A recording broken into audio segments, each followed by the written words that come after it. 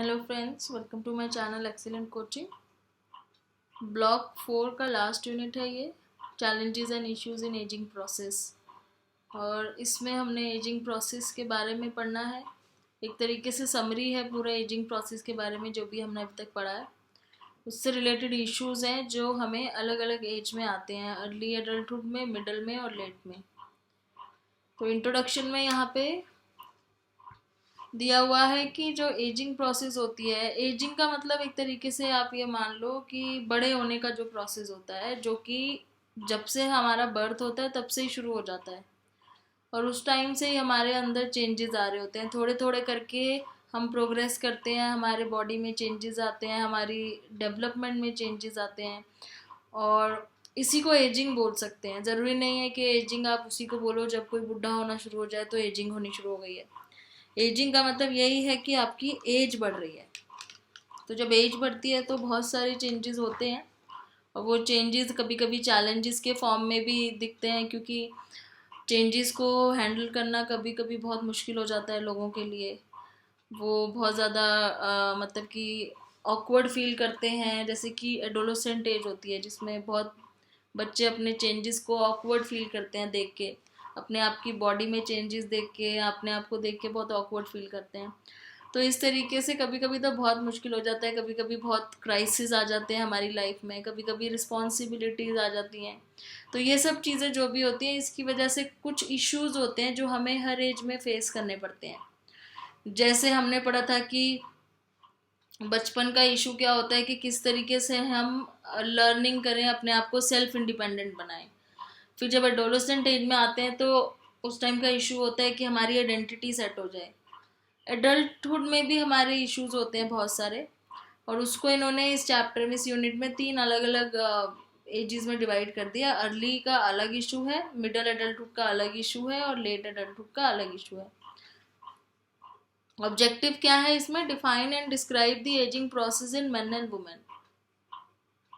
फिर उसके बाद तीनों के ही इश्यूज एंड चैलेंजेस हैं अलग अलग एज में। तो एजिंग प्रोसेस के बारे में पढ़ लेते हैं पहले। Ageing is a process that accumulates changes in organism और ऑब्जेक्ट्स ओवर टाइम। तो ओवर टाइम जो हमारे अंदर चेंजेस होते रहते हैं, और मल्टी डायमेंशनल चेंजेस होते हैं। मल्टी डायमेंशनल मतलब कि जैसे कि फिजिकल, साइकोलॉजिकल, कल्चरल और सोशल, अलग अलग लेवल पे चेंजेस होते हैं जिनको मल्टी डायमेंशनल बोलते हैं। जैसे ही हमारा बर्थ होता है, हमारी बॉडी एज करना शुरू कर देती है, मतलब आगे बढ़ना शुरू करती है। प्रोसेस कंटिन्यू होता है थ्रू आउट द लाइफ, और उन प्रोसेसेस को हम अलग अलग डोमेन्स में बांट देते हैं। Biological process, social process, mental process, psychological process, इस तरीके से। तो जब बेबी बॉर्न होता है तो उसके स्टेम सेल्स होते हैं जिससे नए सेल्स बन के आते हैं। वो नए सेल्स आगे फर्दर डिवाइड होते हैं, और डिवाइड होते होते उसकी बॉडी और डेवलप करती जाती है, बड़े होते जाते हैं, फिर टॉडलर में चेंज होते हैं, फिर प्यूबर्टी आती है, एडोलेसेंट में चेंज होते हैं। इस तरीके से हमारी फिजिकल चेंजेस में हमारी हाइट बढ़ती है, वेट बढ़ता है, हमारी बॉडी की और चीज़ों में डेवलपमेंट होती है, ऑर्गन्स में डेवलपमेंट होती है, हमारी कॉग्निटिव डेवलपमेंट होती है जिसमें हमारी मेमोरी बेटर होती है, पहले से रीजनिंग कैपेबिलिटी बेटर होती है, थिंकिंग बेटर होती है। विजिबल चेंजेस में क्या नज़र आता है? विजिबल में नज़र आता है जो हमारे फिजिकली, जो हमारी बॉडी में चेंज हो रहा है, जैसे कि हेयर ग्रोथ हो रही है, हाइट बढ़ रही है, वेट बढ़ रहा है, तो ये सब तो विजिबल नज़र आता है। इनविजिबल क्या होता है? जो हमारे अंदर मेच्योरिटी आ रही है, जो कॉग्निटिव चेंजेस हो रहे हैं हमारे अंदर, तो वो सब इमोशनल, सोशल चेंजेस हो रहे हैं, वो इनविजिबल चेंजेस होते हैं। फिर जब एडोलेसेंट एज के बाद जब अडल्टहुड में जाते हैं तो उसके बाद भी कुछ चेंजेस और होते हैं, तो जिसमें कुछ ऐसे होते हैं जो स्टिल इनविजिबल होते हैं। जैसे आपके कुछ कुछ सेंसेस की डिटीरियोरेशन शुरू हो जाती है, बॉडी में रिंकल्स आने शुरू हो जाते हैं। तो अर्ली एडल्टहुड में तो ये सब चीज़ें बहुत इनविजिबल होती हैं, लेकिन जैसे जैसे आप मिडिल में जाते हो या लेट ओल्ड एज में जाते हो तो ये सब भी विजिबल होना शुरू हो जाता है, ग्रे हेयर्स, रिंकल्स। तो ये सारे कॉन्टिन्यूसली चेंजेस होते रहते हैं। और इनविजिबल चेंजेस किस तरह से होते हैं? आपके बॉडी के ऑर्गन्स डिटीरियोरेट होने लगते हैं, बोन वीक्स हो जाती हैं, आर्टरीज वगैरह जो है वो हार्ड हो जाती हैं, बोन डेंसिटी कम हो जाती है, मेटाबॉलिज्म स्लो हो जाता है। तो ये हो गए इनविजिबल चेंजेस जो नज़र नहीं आते।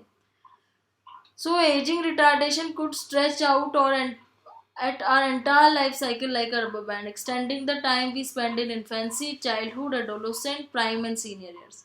तो एक तरीके से कह रहे हैं कि एजिंग प्रोसेस को एक रबर बैंड से इन्होंने कंपेयर किया है, जो पूरा इन्फेंसी से लेके हमारे सीनियर ईयर्स तक स्ट्रेच होता रहता है। वो रबर बैंड है जो स्ट्रेच होता है, और उसी से हमारे अंदर मेच्योरिटी आती है और जो भी चीज़ें हमारे अंदर चेंजेस होते हैं।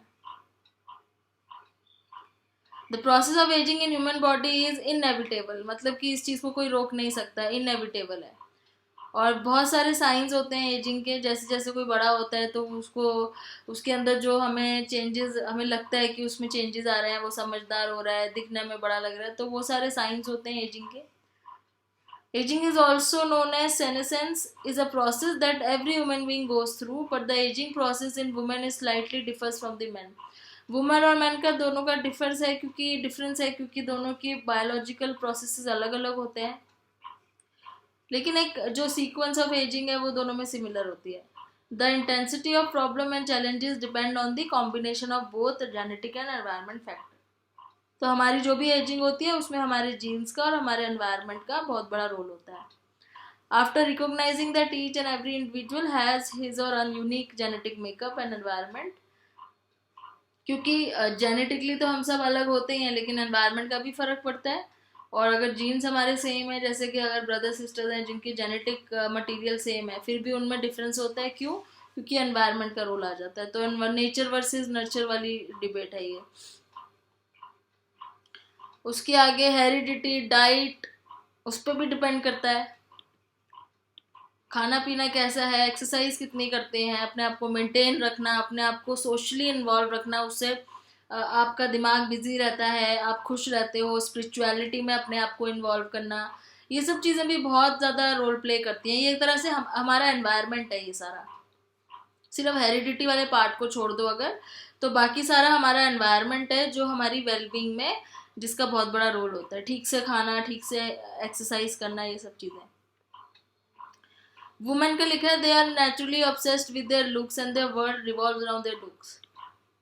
वुमेन जो है उनका ज़्यादातर जो मोस्टली फोकस होता है वो अपने लुक्स को लेकर होता है कि वो अच्छी दिखनी चाहिए। तो जब वो एजिंग प्रोसेस होता है तो उनको थोड़ा सा इतना चैलेंजिंग, मतलब उतना बेटर नहीं लगता जितना मेल उसको बहुत जल्दी एक्सेप्ट कर लेते हैं। वुमेन में थोड़ा सा ये थोड़ा चैलेंजिंग हो जाता है क्योंकि उनके लुक्स के ऊपर इफेक्ट पड़ने लगता है। तो उसमें सबसे ज़्यादा ज़रूरी है कि किसी भी वुमेन को अपने पहले तो है वेलबींग पे ज़्यादा ध्यान रखना चाहिए। प्लस अगर एजिंग प्रोसेस हो रहा है जो कि वो रोक नहीं सकती, तो उसको ग्रेसफुली एक्सेप्ट करे, ना कि उसको लेके डिप्रेस हो जाए। और मेल में जो एजिंग होती है वो ज़्यादातर फिजिकल स्ट्रेंथ को लेके होती है। उनको जो ज़्यादा टेंशन होती है एजिंग में, वो होती है उनकी जो फिजिकल स्ट्रेंथ लूज हो रही होती है, क्योंकि फिजिकली वो स्ट्रांग होते हैं पहले, लेकिन एजिंग के साथ साथ फिजिकली वीक होना शुरू कर जाते हैं।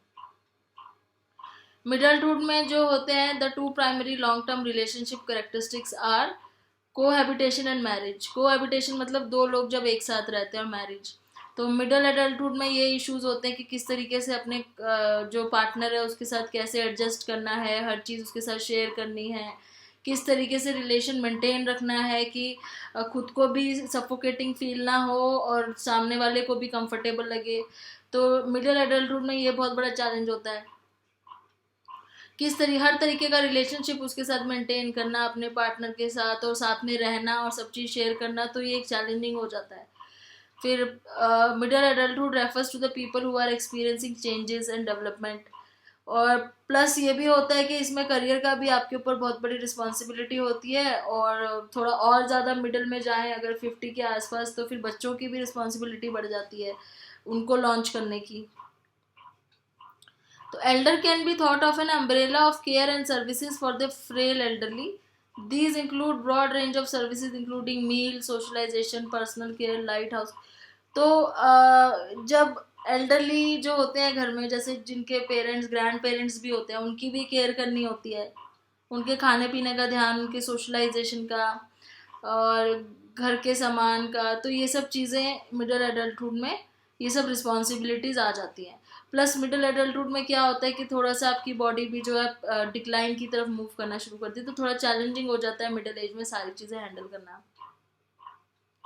इन्होंने मिडिल एज अराउंड 45 बोला हुआ है कि एजिंग जो होती है, प्रॉपर एजिंग जो मिडिल एज की दिखना शुरू होती है वो 45 के बाद दिखनी शुरू होती है, उससे पहले तो ऑलमोस्ट यंग ही रहते हैं।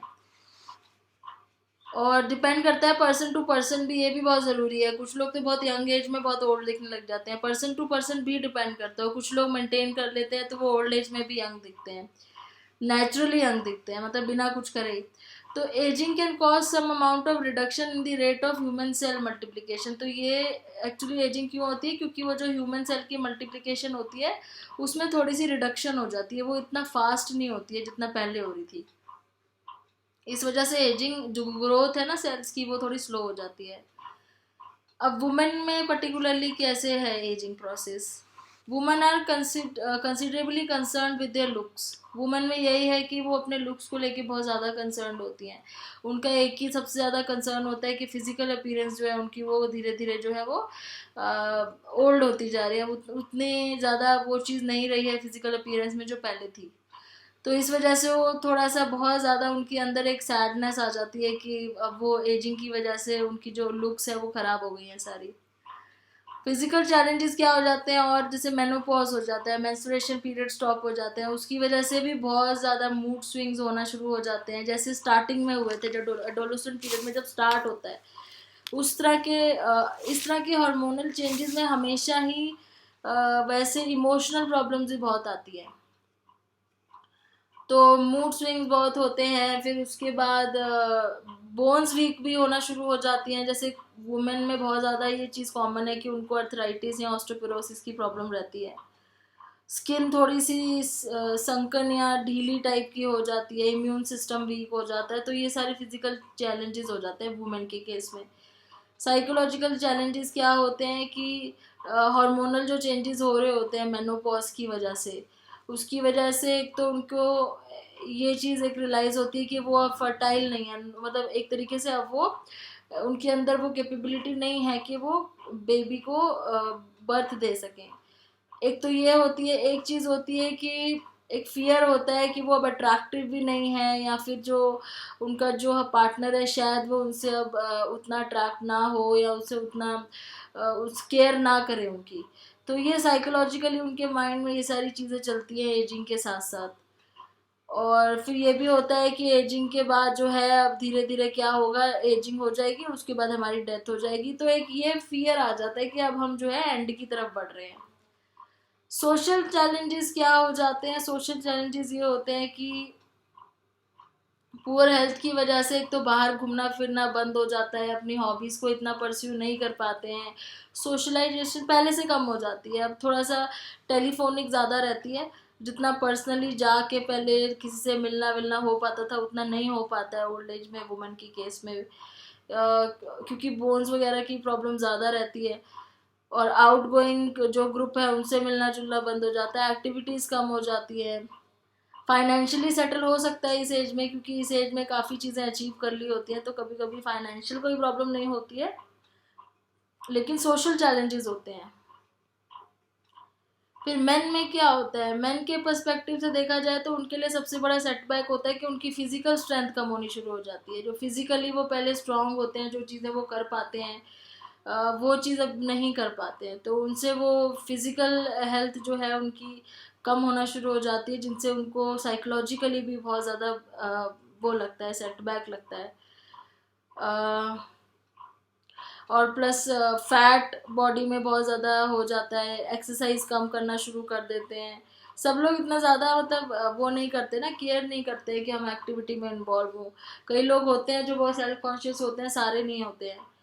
तो उस वजह से बॉडी में फैट हो इकट्ठा हो जाना, और बॉडी वीक हो जाना, ग्रे हेयर्स नज़र आने शुरू हो जाना अपने, और वो रिंकल्स दिखने शुरू हो जाते हैं। तो इस तरीके से ये सब चीज़ें होती हैं। फिर होल हेल्थ पे वो पड़ता है, असर पड़ता है। A whole food diet high in fiber. When aging process start, a whole food diet high in fiber, low saturation, ये इन्होंने डाइट बताई हुई है कि जब एजिंग स्टार्ट हो तो क्या कर सकते हैं। होल फूड्स लेके हाई फाइबर की जो डाइट होती है, जिसमें फैट जो है वो कम हो, लो सैचुरेटेड फैट और न्यूट्रिएंट ज़्यादा हो, ये चीज़ें बेस्ट रहती हैं इस एज में। Plus eating fresh vegetables, rich in antioxidants and fibre, जो भी आपके फ्रेश वेजिटेबल्स होते हैं, फ्रेश फ्रूट्स होते हैं जिसमें फाइबर भी होता है, एंटीऑक्सीडेंट्स भी होता है, विटामिन सी होना ज़रूरी है। तो ये सब चीज़ें जो है इस टाइम पे इस खाने पे ध्यान देना चाहिए इंस्टेड ऑफ फैट पे। जो पहले जो आदतें होती हैं कि जंक फूड या फैटी प्रोडक्ट्स पसंद होते हैं, वो सब बिल्कुल बंद हो जाने चाहिए। फिर क्योंकि ओबिसिटी, डायबिटीज़, इस तरह की चीज़ों के बहुत ज़्यादा यहाँ पे चांसेस होते हैं। मेंटल हेल्थ में क्या होता है, अल्जाइमर की प्रॉब्लम हो जाती है कई बार, डिमेंशिया, दोनों ही मतलब वो है कि जब मेमोरी बहुत वीक होना शुरू हो जाती है और धीरे धीरे आपकी पूरी जो फंक्शनिंग है ब्रेन की वो धीरे धीरे ख़त्म होना शुरू हो जाती है अगर इस तरह की प्रॉब्लम हो जाए तो। फिर है standardise ginkgo extracts help in increasing circulation to the brain. तो ये कुछ चीज़ें इन्होंने बताई है जिससे आप थोड़ा सा हेल्दी रख सकते हो। ये हर्बल एक्सट्रैक्ट, हर्बल वो है प्रोडक्ट्स हैं। फिर हार्ट हेल्थ पे चलते हैं। Most obvious concern for man as the age is the heart health. अब हार्ट प्रॉब्लम सबसे ज़्यादा मेल्स में होती है, फीमेल्स में इतनी नहीं देखी गई है, मेल्स में ज़्यादा होती है heart problem.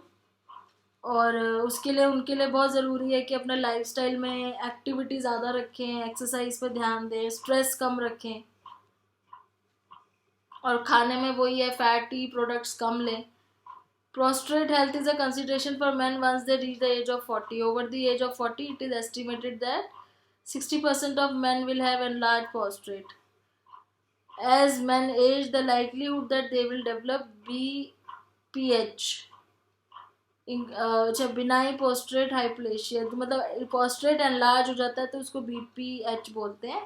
Although the initial system of prostate and consider minimal, the only slightly bothersome product के तो सबसे ज़्यादा प्रॉब्लम कह रहे हैं मेल्स में, जब वो अबव दी एज ऑफ 40 होता है तो एक सबसे बड़ी प्रॉब्लम उनको ये होती है कि एनलार्ज प्रोस्टेट होता है, BPH, तो वो डेवलप हो जाता है जिसके इनिशियल सिम्टम्स तो नहीं होते इतने ज़्यादा पर बाद में बहुत प्रॉब्लम करता है। फिर स्टैंडर्डाइज, इसके लिए भी कुछ इन्होंने वो हर्ब्स बताए हुए हैं जैसे ये पैरामेटो, नेटल, ये सब चीज़ें हैं। स्केलेटल हेल्थ क्या होता है, joint and bone health issues are common problems for men. Joint की और बोन हेल्थ की जो इश्यूज होते हैं, क्योंकि इंजरी की वजह से हो सकता है या वियर एंड टीयर की वजह से हो सकता है। सो ये सारे एजिंग प्रोसेस में मेल और फीमेल में डिफरेंसेस हैं। अब आता है एजिंग इश्यूज एडल्टहुड में क्या है, जो कि इन्होंने अर्ली एडल्टहुड से स्टार्ट किया है। पहले अर्ली एडल्टहुड हम किसको लेके चलते हैं, 20 to 40 ईयर्स को लेके चलते हैं अर्ली एडल्टहुड। अर्ली एडल्टहुड में वैसे इतने ज़्यादा फिजिकली एजिंग के साइन दिखते नहीं हैं, और इसमें मेनली क्या कंसर्न होता है कि हमारा रिलेशनशिप अच्छा होना चाहिए, जिसके साथ भी मैरिज हो, हमारा करियर अच्छा स्टार्ट होना चाहिए, क्योंकि ये टाइम होता है अपने करियर को स्टार्ट करने का। तो मेन कंसर्न्स तो वही होते हैं इसमें। प्लस अगर मैरिज हो जाती है तो उसके बाद जो बच्चे को कैसे देखना है, अगर मान लो चाइल्ड बेबी हो जाता है मैरिज के बाद, तो उसके साथ कैसे अडेप्ट करना है, क्योंकि एक तो पहले मुश्किल होती है पार्टनर के साथ अडेप्ट करना, उसके बाद बेबी हो तो उसके साथ अडेप्ट करना। तो ये सारे चैलेंजेस होते हैं इस टाइम पे अर्ली एज में। तो मैच्योरिटी में लिखा है कि children entering adolescent must begin to adapt to the adult world. तो जैसे जैसे शुरू में वो एडोलेसेंट से एडल्ट बनते हैं तो उनको उस तरीके से अपने आप को अडेप्ट करना पड़ता है कि अब वो एडल्ट हो गए हैं, तो किस अपने जो भी पहले वाली जो चीज़ें थी अपने आप को चेंज करना ज़रूरी है, अपने आप को सटल बनाना ज़रूरी है। पहले की तरह रिएक्ट नहीं कर सकते, पहले की तरह बिहेव करना थोड़ा सा वो हो जाता है कि चेंज करना चाहिए अपना बिहेवियर भी, और ज़्यादा रिस्पॉन्सिबल होना पड़ता है, थोड़ा सा अपनी रिस्पॉन्सिबिलिटी को समझना पड़ता है जैसे आप एक अडल्टहुड में जाते हो। फ्रेंडशिप्स में क्या होता है कि role of friends and parent changes, दोस्तों का वो भी रोल चेंज हो जाता है और पेरेंट्स का भी रोल इसमें चेंज हो जाता है। अब इस टाइम पे पेरेंट्स एक बच्चे को फ्रीडम देते हैं ताकि वो अपने करियर को आगे फोकस कर सके। Adolescent undergoes physical and emotional changes, seeks out relationship to enhance effort to adapt needs. Adolescents seek to share their thoughts and feelings. और एडोलेसेंट एज में लिखा हुआ है कि फ्रेंड का क्या रोल होता है कि वो अपने जिसके साथ थॉट्स एंड फीलिंग्स शेयर कर सके। तो एडोलेसेंट में एक फ्रेंड का रोल अलग हो जाता है, लेकिन अगर एक एडल्ट होता है तो उसमें एक फ्रेंड का रोल होता है कि वो उसको गाइड भी कर सके, सिर्फ फीलिंग्स शेयर करने के लिए नहीं, एक गाइडेंस दे सके या फिर कोई एडवाइस उसको दे सके। इस तरीके से फ्रेंड्स का रोल चेंज हो जाता है। Intimate interactions increase between friends during the stage in life because they provide teens with opportunity for self clarity। तो एडोलेसेंट एज का यहाँ पे लिखा हुआ है कि उस टाइम तो उनको अपनी आइडेंटिटी फॉर्मेशन के लिए चाहिए थे दोस्त, लेकिन बाद में ऐसा नहीं होता। बाद में जब वो बड़े हो गए, यंग हो गए, एडल्टहुड में आ गए हैं, तो आइडेंटिटी फॉर्म हो गई होती है उनकी, एक तरीके से सेटल हो रहे होते हैं आइडेंटिटी की तरफ। अब उनको सिर्फ एक सपोर्ट चाहिए होती है अपने फ्रेंड में। Multiple selfs, adolescent realizes that his or her personality changes from one situation to next. This is the stage of life during which one looks to craft a narrative of the self that provides a sense of sameness. The importance of intimate friendship and romance formed during early adulthood stems from the valuable and adaptive contribution dialogue made. तो जो भी आपकी adulthood में जो भी relationships बनते हैं, जो भी आपके स्ट्रॉन्ग रिलेशनशिप होते हैं एडल्ट लाइफ में, वो कब शुरू होते हैं? जब आप अपने लेट एडोलेसेंट पीरियड में होते हो। तो जैसे आप अपने 18-19 ईयर्स के आसपास, जब आपका लेट एडोलेसेंट पीरियड होता है, उसके बाद आप एडल्टहुड में एंटर करते हो, तो उस टाइम पे जो भी आपके रिलेशनशिप्स बनते हैं वो आपके लाइफ टाइम एक तरीके से स्ट्रॉन्ग बॉन्डिंग्स रहती है उनके साथ, और आप अपने आप को पहले से डिफरेंट देखते हो एज अ पर्सन, क्योंकि पहले आपकी थिंकिंग बहुत ज़्यादा इरेगुलर होती है और बहुत ज़्यादा एब्सोल्यूट टाइप की होती है। बाद में आप थोड़ा और रियलिस्टिक सोचने लगते हो, तो अपनी पर्सनालिटी में भी आपको चेंजेस बहुत नज़र आते हैं। तो ये इन्होंने क्या बताया, थोड़े से इश्यूज़ हैं जो कि हमें अर्ली एडल्टहुड में फेस करने पड़ते हैं। फिर आगे आते हैं इनके सेल्फ असेसमेंट क्वेश्चंस, जो कि आप इसको देखोगे करके आपको समझ में आते हैं कि नहीं, आंसर्स आपको इसमें मिल जाएंगे बुक में लास्ट में। फिर चलते हैं मिडिल एडल्टहुड पे। मिडिल एडल्टहुड मतलब कि आपका कौन सा पीरियड हो गया? 40 के बाद वाला, 40 से लेके 60 के बीच में या 65 तक। अब इसमें क्या चैलेंजेस और इश्यूज होते हैं? फिजिकल अपीयरेंस में बहुत चेंजेस आने लगते हैं। यंग एडल्टहुड में इतने चेंजेस नहीं आते हैं। यंग एडल्टहुड में तो उल्टा आप और बेटर हो जाते हो, एडोलेसेंट एज से और बेटर, क्योंकि एक्ने प्रॉब्लम वगैरह खत्म हो जाती हैं। लेकिन यहाँ पे मिडिल एडल्टहुड में चेंजेस आने शुरू हो जाते हैं, क्योंकि मैच्योर और ज़्यादा लगने लग जाते हो। इतना एविडेंट नहीं होते हैं, दिखते नहीं है, लेकिन चेंजेस होते हैं, क्योंकि डिक्लाइन होना शुरू हो जाता है चीज़ों में। तो हेयर टर्न्स ग्रे और टीथ फेड होने लग जाते हैं, वाइट टू येलो, थोड़े बहुत रिंकल्स आ जाते हैं किसी किसी में। और ये मिडिल में मतलब ये बात कर रहे हैं कि 40 के बाद 50 या 60 के पहले की भी बात कर रहे हैं, ये ज़रूरी नहीं स्टार्टिंग की बात कर रहे हो। हियरिंग और विजन में चेंजेस आने लग जाते हैं, और कम सुनाई देना शुरू हो जाता है, कम दिखाई, चश्मे लग जाते हैं बहुत लोगों को। और हेल्थ हेल्थ में चेंजेस होते हैं, किसी को हार्ट डिसीजेज, किसी तरह के डिसीजेज हो जाते हैं अलग अलग, अगर शुरू से ही इन चीज़ों का ध्यान नहीं रखा होता। डिसीजेज का सबसे बड़ा मेन कॉज यही होता है कि आपने अपने एडोलेसेंट ईयर्स में किस तरीके से अपने आप को मेंटेन किया, और वो आप बाद में भी अगर करते जा रहे हो वही सब हैबिट्स को कंटिन्यू, तो वो आपको डिसीजेज बहुत जल्दी होते हैं उस वजह से। तो टोटली हमारे ऊपर होता है कि अगर हेरिडिटरी नहीं है तो हम किस तरीके से अपने आप को डिसीजेज से दूर रख सकें। अब कुछ चीज़ें जैसे कैंसर हो गया, ये हो गया, तो इसमें तो बहुत बड़ा रोल होता है कि अपने एनवायरनमेंट का भी बहुत बड़ा रोल होता है, जिसको आप कई बार नहीं भी अवॉइड कर सकते। स्ट्रेंथ एंड कोऑर्डिनेशन में प्रॉब्लम आती है, उतने ज़्यादा स्ट्रेंथ नहीं होती है जितनी पहले होती है, कोऑर्डिनेशन कम हो जाती है, रिएक्शन टाइम कम हो जाता है।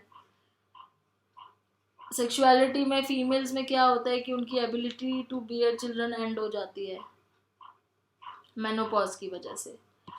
डिसीजेज में डायबिटीज़, हार्ट डिसीज, कैंसर, इस तरह के डिसीजेज नज़र आते हैं मिडिल एज में। और जब ओल्ड एज में जाते हो तो ऑस्टियोपोरोसिस, अर्थराइटिस, इस तरह के डिसीज ज़्यादा होते हैं। रिलेशनशिप ड्यूरिंग मिडिल एडल्टहुड कैसा होता है? मिडिल एडल्टहुड में तो क्या होता है कि आप ऑलरेडी एक मैरिज लाइफ को आप कंटिन्यू कर रहे होते हो, जो आपने यंग एडल्ट में मैरिज करी होती है, और उसके बाद आप अपने बच्चों की रिस्पॉन्सिबिलिटीज़ भी इसमें देखते हो, उनको किस तरीके से आगे हेल्प करनी है अपना करियर डेवलप करने में। मैरिटल सेटिस्फैक्शन इसमें ऑलरेडी होती है वैसे उन लोगों को जो मैरिड होते हैं, जिनका रिलेशनशिप अच्छा चल रहा होता है। तो यहाँ पे इस तरह से कोई ऐसा उसमें स्पाउस के साथ एडजस्ट करने वाली कोई प्रॉब्लम नहीं होती है, ऐसा कोई टेंशन नहीं होती है। मेनली टेंशन होती है बच्चों की। डिवोर्स उनका होता है जिनका रिलेशनशिप अच्छा नहीं चल रहा होता, तो वो जो उनकी जो कोशिश होती है यंग एडल्टहुड में अपनी मैरिज को चलाने की, वो एंड हो जाती है यहाँ पे, अगर वो उस चीज़ को नहीं चला पाते हैं, हैंडल नहीं कर पाते हैं, क्राइसिस में अपने आप को नहीं हैंडल कर पाते हैं।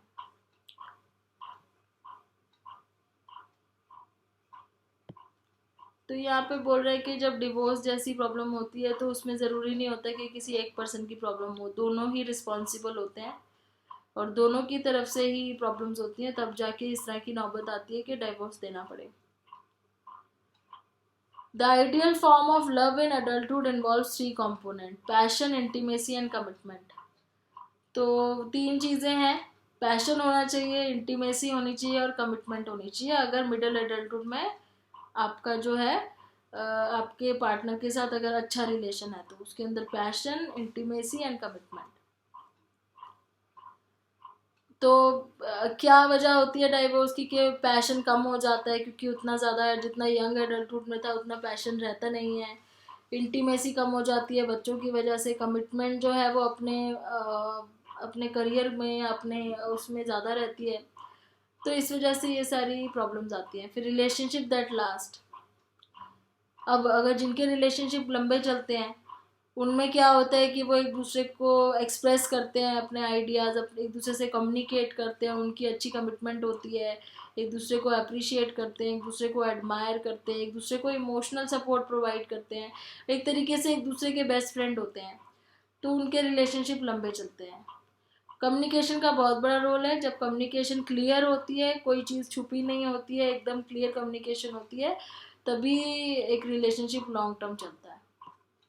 फ्रेंड्स किस तरीके से करते हैं मिडिल एडल्टहुड में? सपोर्ट की तरह काम करते हैं, डायरेक्शन गाइड करने की तरह काम करते हैं, और इतना ज़्यादा इन्वॉल्वमेंट नहीं होती है फ्रेंड्स की। सोशलाइजिंग बहुत रेयर हो जाती है क्योंकि फैमिली लाइफ में इतना ज़्यादा इन्वॉल्व हो जाते हो।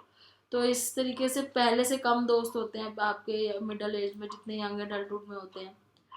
और उसके बाद चिल्ड्रन की बात आती है तो बच्चों के ऊपर ज़्यादा फोकस होता है, पहले उनके करियर के ऊपर, फिर उनके खुद के, उनके मैरिज के ऊपर, उनके सोशल रिलेशनशिप्स के ऊपर, उनको किस तरीके से डेवलप करना है, पेरेंटिंग किस तरीके की देनी है, कैसे उनको गाइड करना है, कैसे उनकी आइडेंटिटी बनाने में हेल्प करनी है। एक चीज़ यहाँ पे पेरेंट्स भूल जाते हैं कि जब वो एडोलेसेंट थे तो उनको प्रॉब्लम्स हुई थी, तो वो प्रॉब्लम्स उनके बच्चों को ना हो, तो ये चीज़ कई बार पेरेंट्स भूल जाते हैं और से सिमिलरली वैसा ही बिहेव करते हैं जैसा उनको उनके पेरेंट्स ने बिहेव किया था, जिसकी वजह से उन्हें प्रॉब्लम आई थी। तो यहाँ पे ये चीज़ याद रखनी बहुत ज़रूरी है कि अगर आपके पेरेंट्स ने आपके साथ सपोर्ट नहीं किया था उस टाइम पे जब आप एडोलेसेंट एज में थे, और उस वजह से अगर आपको प्रॉब्लम आ रही है, तो कम से कम आप अपने खुद के बच्चों को वो चीज़ करने में हेल्प कर सकते हो जिसमें आपको प्रॉब्लम आई थी, उनकी मदद कर सकते हो अपने आइडेंटिटी बिल्ड करने में एडोलेसेंट एज में। यहाँ पे पेरेंटिंग का बहुत फ़र्क होता है। कोई अथॉरिटेटिव पेरेंटिंग होती है, किसी की अथॉरिटेरियन हो जाती है, तो उस वजह से बच्चों की जो डेवलपमेंट होती है उस पर चेंजेस आ जाते हैं।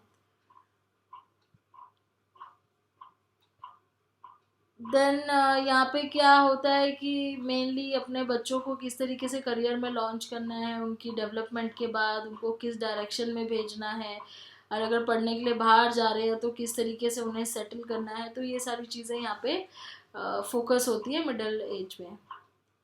फिर खुद के पेरेंट्स भी होते हैं, कई बार जॉइंट फैमिली में तो पेरेंट्स भी साथ में रह रहे होते हैं जो बच्चों के ग्रैंड पेरेंट्स होते हैं, तो उनको भी अफेक्शन, उनके साथ भी अफेक्शनेट रहना ताकि उनको ये ना लगे कि वो आइसोलेटेड हो गए हैं। उनको डिसीजन में इन्वॉल्व करना, उनकी केयर करना, वो सारी रिस्पॉन्सिबिलिटीज़ भी होती हैं बच्चों के साथ साथ।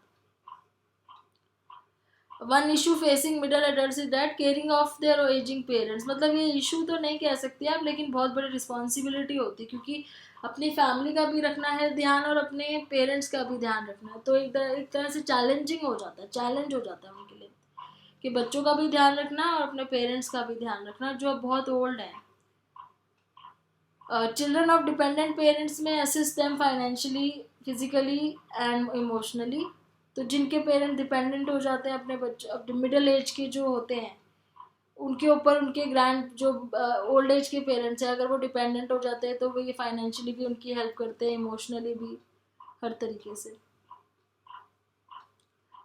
तो ये थे चैलेंजेस जो हमने मिडिल एज में देखे। और एक लास्ट चैलेंज इन्होंने लिखा है कि कई बार क्या होता है कि पेरेंट की डेथ हो जाती है, जो मिडिल एज वाले लोग होते हैं उनके पेरेंट्स बहुत ओल्ड हो जाते हैं, तो उनकी डेथ हो जाती है, तो उसको अपने आप को एक्सेप्ट करना कि अब पेरेंट्स नहीं हैं या बीमार थे बहुत टाइम से, आपने उनका ध्यान रखा और फाइनली उनकी डेथ हो गई, तो वो चीज़ एक्सेप्ट करना भी एक बहुत बड़ा पेन होता है।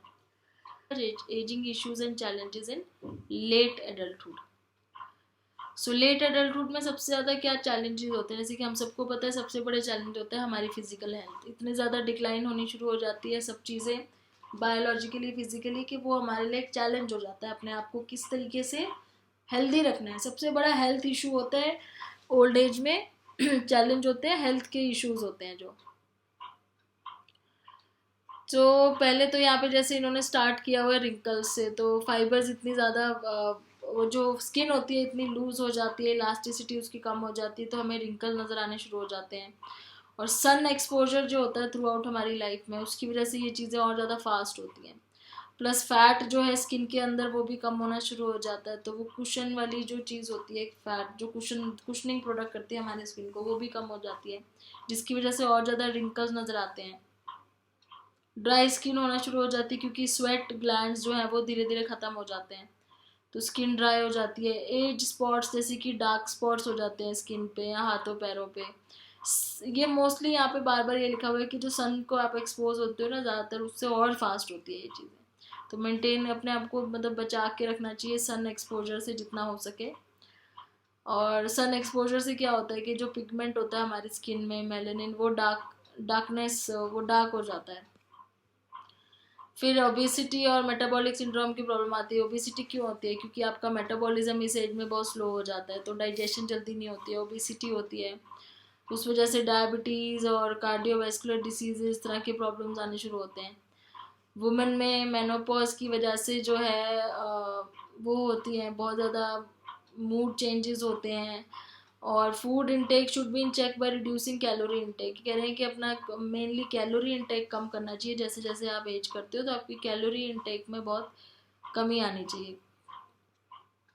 अर्थराइटिस की प्रॉब्लम होती है। Arthritis affects nearly half the elderly population and this is a leading cause of disability. तो अर्थराइटिस एक बहुत ही ज़्यादा बड़ी प्रॉब्लम है जो लिखा 50% लोगों को होती है। और इसका क्या प्रिवेंशन क्या है? Avoid over use, do study and regular exercise. अच्छा, मतलब ये नहीं कि आप हफ्ते में एक ही दिन बैठ के पूरा दिन एक्सरसाइज कर रहे हो, स्टडी और रेगुलर करनी चाहिए। फिर ऑस्टियोपोरोसिस में क्या होता है कि बोन मास कम हो जाता है 50 के बाद, मोस्टली वुमेन में ही होता है ये। तो इसमें लिखा हुआ है कि वो ये एक्सरसाइज वगैरह करने से ही थोड़ा प्रिवेंट कर सकते हो ये सब चीज़ें। प्लस कैंसर है, अगर जैसे कैंसर की प्रॉब्लम है किसी को, तो वो उस केस में तो ये नहीं कह सकते कि आप जो है कुछ करो जिससे वो कम हो जाए, तो रिस्क जो होता है कैंसर वो भी बहुत ज़्यादा इंक्रीज हो जाता है कैंसर होने का जैसे जैसे एज बढ़ती है। तो इसकी स्क्रीनिंग आपको 40 इयर्स के बाद ही करनी शुरू कर देनी चाहिए। स्क्रीनिंग का मतलब है कि आप चेक करवा सकते हो डॉक्टर से 40 इयर्स के आसपास। फिर विजन और हियरिंग लॉस होता ही है, वो तो जैसे 40 के बाद ही स्टार्ट हो जाता है, और अभी ओल्ड एज में बहुत ज़्यादा होना शुरू हो जाता है। ये सब क्लियर? तो सारी चीज़ें हेल्थ से रिलेटेड है, तो मतलब बेसिकली पूरा इशू जो है चैलेंज है जो ओल्ड एज में, वो हेल्थ से रिलेटेड प्रॉब्लम्स है। मेंटल हेल्थ में क्या है, मेमोरी वीक हो जाती है, चीज़ें याद नहीं रहती हैं, इमोशनली वो अल्जाइमर्स डिसीज़ की वजह से चीज़ें भूलनी शुरू हो जाती हैं, और फंक्शन ब्रेन के धीरे धीरे स्लो हो जाते हैं और ख़त्म हो जाते हैं। तो ये सारी चीज़ें ओल्ड एज में इफ़ेक्ट करती हैं। तो इससे ये आपका यूनिट अब ख़त्म हो गया। अब नेक्स्ट आपका जो नेक्स्ट कोर्स है उसको हम नेक्स्ट वीडियो में स्टार्ट करेंगे। Thanks for watching.